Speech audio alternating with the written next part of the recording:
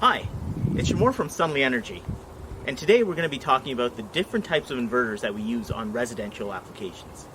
We'll be talking about the three main inverters that we use. Firstly, string inverters with optimizers, and microinverters.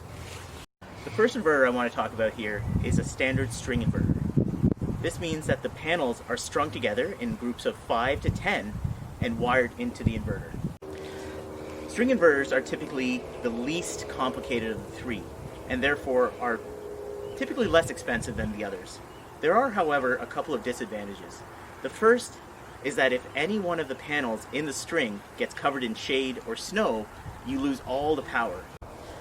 The second disadvantage is that string inverters are typically not as flexible when it comes to laying out the panels.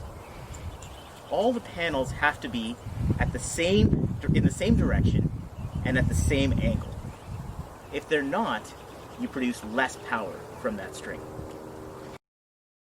The second kind of inverter here is a string inverter, but it uses something called optimizers on the roof.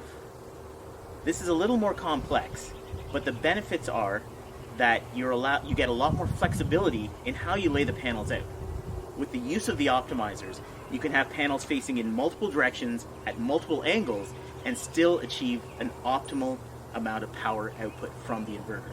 The disadvantage with the string inverter and optimizers is that the two different components have two different warranties. The optimizers on the roof underneath the panels have a 25-year warranty, but the inverter mounted on the wall has a 10 to 12-year warranty only. Lastly, we have two examples of microinverters.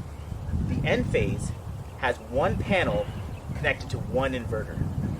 The AP system microinverter has 4 panels that connect into one microinverter. Now both of these allow for individual panels to power each inverter.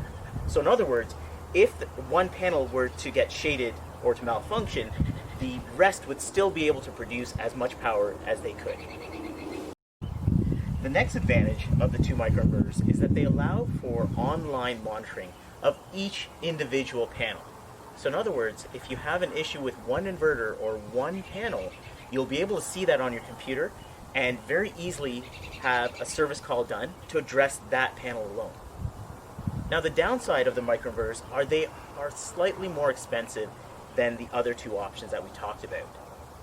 But in our opinion, the advantages far outweigh the cost.